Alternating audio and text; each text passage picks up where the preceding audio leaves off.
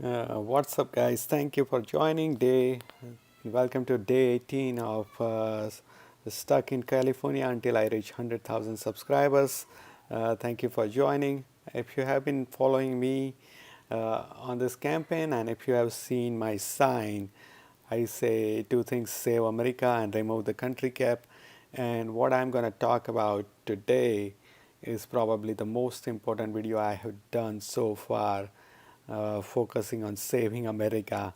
Anyways, if you just stumble upon this live stream, and if you don't know me, my name is Anuj, and I'm traveling to all the 50 states of the United States in order to spread the awareness on discriminations against high skilled workers based on their country of birth. And Right now I'm at my 37th state. I have been here for 18 days. The reason I have been in this state for this long is because I gave myself this challenge that I'm going to be in California until I reach 100,000 subscribers. And the reason for that challenge is that I have been to all the states so far, right? 37 states, trying to spread the awareness on the issue. Trying to spread the awareness because there are very few Americans who know about this issue. And while I'm trying to spread the awareness to the Americans who don't know about this issue, there are very few people who are stuck in this backlog because of this country cap. They don't know about this campaign, and if they don't know about this campaign, the impact I would like to have, that will be very less, and like the time it would change, time it would take to bring the solution or to end this discrimination is gonna take longer. So I'm trying to do this campaign so I can like reach to more people who don't know about this campaign. And while stuck in California, I said that I'm gonna do the live stream every single day, and gonna talk about which will help to bring this change, right? Which will help to bring this, or which will help to end this discrimination. Uh, so today I'm going to talk about, recently I have seen this lot of some advocacy or posts to just increase the immigration, especially the employment based immigration quota, without removing the country cap.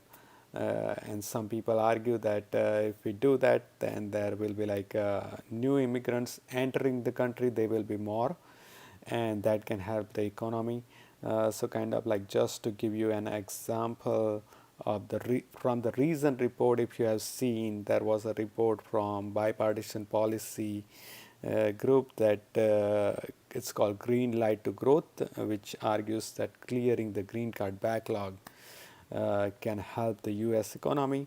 But one of the interesting things they mention in that is that the vast majority, like 99% of the estimated GDP benefit, is from the new entrants who increases the size of US labor force and the productivity of the wider economy. So kind of they are like saying, not just this report, but there are like other policy groups and like some advocates who are like saying that if new immigrants who are entering the country, if they are more number, then that helps the economy more than the otherwise, right? So I am arguing that that's not the case. Just to understand, we all agree first one fact, that there is a huge shortage of workers in the United States, skilled and unskilled, right? Some politicians sometimes brag that there is a very low unemployment number in the United States right now, but the fact is that there is shortage of workers. I agree that there is a low unemployment rate, but there is a shortage of workers in the skill immigration, like high skill immigration, and also unskilled immigration, right? That even if you like have noticed that any restaurant you go these days, especially the chain restaurants, which cannot rely on hiring the illegal immigrants, they need to hire the legal immigrants. So kind of like big chains like McDonald's, or like maybe even like if you go to like superstores like Costco or Sam's Club, anywhere, if you go there, you will always see the sign that we are hiring, right? That they need these workers, but they are not there. So that's not that's very clear that United States has a shortage of workers. But now, whenever they need workers, there are two kinds of ways they can get these workers if they don't find American workers, right? There are like non-immigrant work visas, and there are like immigrant work visas. Non-immigrant work visas could be like O1 visas, L1 visas, H1 visas, like H1B, also H2A and H2B, right? And the most of, not most, none of this non-immigrant visa has a country cap. Now, because this non-immigrant visa doesn't have a country cap, what it means that whenever you hire on these visas, you can hire the best of the best workers regardless of where they come from, right? That if you need, uh, like let's say, doctors, and if you hire them on H1B, then it means that you can hire the best of the best doctor available anywhere else other than United States, without worrying about where they are coming from, right? So if you need like 100,000 doctors, and if all of them are living in one single country, then you can hire them from that one single country. It doesn't matter. So this country cap is not there on non-immigrant visas. And these people who are advocating, sometimes some people like advocating increasing H1B quota as well, right? But this lot of the people who are advocating, even this report is not about like increasing the non-immigrant visas. They are like talking about increasing the immigrant visas, right? It's like about clearing the green card backlog and all that. So if they are like talking about increasing H1B, also like some non-immigrant visas, they don't even have quota, right? So O1, L1 doesn't have quota. So if United States really need these workers, they can get it on this non-immigrant visas. When they get them on the non-immigrant visas, they can hire the best of the best. But whenever if they don't need these workers, they can also go back to their country, right? So, but this policy, these advocacy groups are not talking about like increasing this non-immigrant quota. They want to increase the quota in the immigrant classification, like employment-based visa in particular. Now the thing about, there are few reasons that increasing this employment-based quota without removing country cap can be bad for America. The reason, number one reason, is that the employment-based quota right now has country cap. All the, regardless of the category, right? All the immigrant employment-based visas has country cap. What that means is that you cannot hire the best of the best employee available, even if they are like very well qualified, even if they are like the best of the best qualified. If that country has met that quota, you cannot hire them, or you cannot like bring them from outside of the United States to the United States if their country has met their quota. If their green card hasn't been available, like visa number has not been available, then you cannot hire them. So we can go in like a lot more details, but just to keep it simple, let's say that there is a need for 10 doctors in the United States right now. And let's say that India has already met their quota of how many doctors you can hire from India. Now there are still 10 more doctors available in India. They are like very well qualified. They have years of experience and tons of like educations and skills and all that.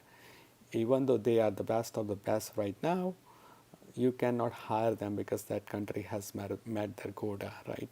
But then like other country, they don't have these doctors available, but you have this need of 10 doctors or the quota is available, and because this country's quota is open, there will be like less and less qualified people who can enter this country, right? This is like when they argue that the new entrance benefits the economy.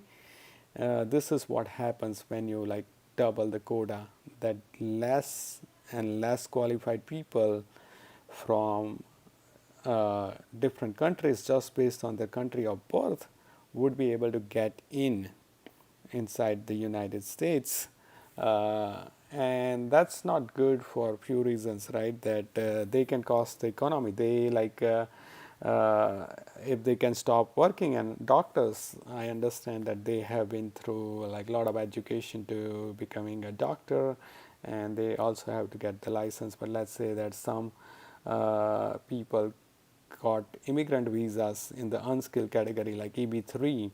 When we increase the quota, they can come here to the United States, and probably now they have a green card, right? So even if they stop working, they can still stay in the United States, right? So it's not serving the purpose what they for what they brought here for. So they can stop working.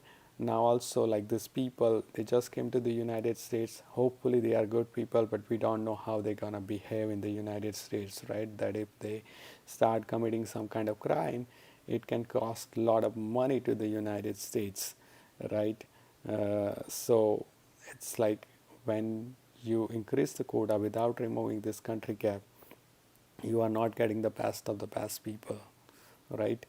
Also, the second reason why it can hurt the US economy is you have to understand when people are asking that we need to increase this quota without removing country cap, then we need to understand that what is the actual backlog who are living in the United States and who are like the new entrants, right?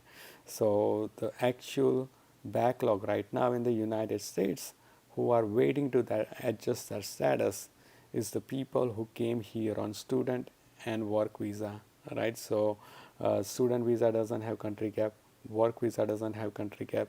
So a lot of people came here to study, then they got job, and then their job sponsored them for this green card, and they got approved. Now they have been waiting to get this green card, and most of them are waiting because there is this country cap, right? So now if we prioritize people who hasn't been here uh, versus these people who already are US educated, US trained, US experienced, and they have been waiting for a long time, that's unfair to these people who has been waiting forever, right? And then we are like prioritizing people who are like less skilled, less educated, and who hasn't been here yet, right? So when we do that, that's unfair. And because it's unfair, then it diminishes the US's value as a fair country. A lot of students and workers, they will be like less motivated to come to the United States, especially from the countries which produces the huge number of skilled workers like India and China. That's where the talent is, right? That's where people are pursuing this STEM field the most. And when those people are not getting like benefits they deserve, even if they got approved for those benefits way before them, the other people we are talking about prioritizing, then we are saying that US, you don't have the equal opportunity, and that will diminishes that whenever people wants to pursue higher education, they might not want to go to the United States because of this kind of discrimination. And when we have this best of the best doesn't come to the United States, it can cost United States a lot in the economy, right? That they won't be able to produce the best of the best researchers, they won't be able to produce the best of the best scientists. They like maybe there will be like entrepreneur who would have started the company here, they would be starting the company elsewhere. Meanwhile, we are like prioritizing the people who are like less educated and like less skilled, just based on the country of birth, then it can cost money to the United States, right? But the most important thing is that when we do that, right, when we increase this quota without removing the country cap, then less educated and less skilled people can come to the United States. But the biggest danger in that is that kind of like think in terms of uh, like group of people, not people, a group of animals, and there is a prey who is like chasing them. Usually, in that kind of chase, when one prey is chasing a herd of animals, the weakest in that group is getting hunted the first, right? That usually the weakest gets hunted, and it's bad. But what it does is that it makes the herd eventually stronger because the weak gets eliminated, and so that makes eventually the herd become stronger and stronger versus what is happening right now. And what happens when we increase the quota without removing this country cap is that we are not letting this educated and skilled people who are already in the United States, we are like stopping them from becoming the green card holder, and eventually like stopping them from becoming like citizens, right, who can vote. Meanwhile, we are like letting these people who are like not as educated, skilled, and experienced into the United States on the green card, they can become like citizens faster. Now, when they become citizen faster, less educated, less skilled, less experienced people, then they will come up with all these stupid policies. They will come up with all this stupid research to suggest different things, right? And when people immigrated here on this kind of like discriminated policies, they might be like in favor of this discriminatory policies in the future, right? So now these are the people who would be able to vote, while meanwhile we have kept this educated, skilled, experienced people who had followed all the laws. We have kept them in the backlog. They cannot vote, so they cannot change the policy. Meanwhile, all this less educated, skilled, and experienced people, they can start voting and they can start like favoring all these policies which are like discriminatory. So you see that eventually that makes United States like weaker, it makes United States unfair, and it can cost in the eventually it can cost a lot in the economy. It can jeopardize country security, right? That we, if we are like hiring like cyber security engineer, it's important that we hire the best of the best. But if we hire just based on the country of birth, if we have increased the quota without removing this country cap, and we let this people who are not qualified as a cybersecurity engineer, they can make some mistake and it can cost country. If there is like a big attack on the United States, how much like estimate that cost in the economic terms, but in terms of like people losing lives and that kind of stuff, and because of this kind of like thing, if the United States has to go on war or something, right? That like let's say that because 9/11 happened, United States has to attack Afghanistan, and because of that war, how much money it costed United States, right? So think in that terms, that how much money it can cost. It can like stop people, the like best of the best people, from coming here when we keep this discriminatory. So if you think in long terms, it sounds like very bad thing to increase this quota without removing country cap. So that's why it's very important that we remove this country cap first, maybe clear the existing backlog, and then if we need to increase the quota, we can increase the quota. And like I am in favor of like increasing immigration, right? That if we need more people, let more people come in. But if we are letting more people in, it's important that we let the best of the best, not like someone just qualifying based on the country of birth. That is dangerous in many, many ways and cost America lots and lots of money, right? Uh, so yeah, that's for today. And I'm glad everyone who is like watching right now, and if you have stick around until the end, this is kind of like deep discussion, and very few people can follow. So if you are like watching live, or even if you have watched this video and stayed until the end, it's not easy, but I am glad that you did. And one of the reason I want to reach this 100,000 subscribers, that if we have more viewers, then maybe I can like create better videos. So this kind of like videos, if I have created these videos like with much more animation and that kind of stuff, it will be help to grab the attention of a lot of people, right? That the attention spam is getting less and less these days. So the people who are just coming to the United States on student or work visa, they might not be willing to stick around and watch this kind of video. But if it is like more entertaining, then they might be able to watch it. And if I have this like more support, I might be able to work on that myself, or maybe I might get some professional help and create this kind of videos which helps to not just save America but end this discrimination. So I know that many people has already said, but if you haven't, like, let other people know about this campaign, let them know about this channel. The sooner we reach this milestone, it's better that people come to know about this stuff much as soon as possible than later, right?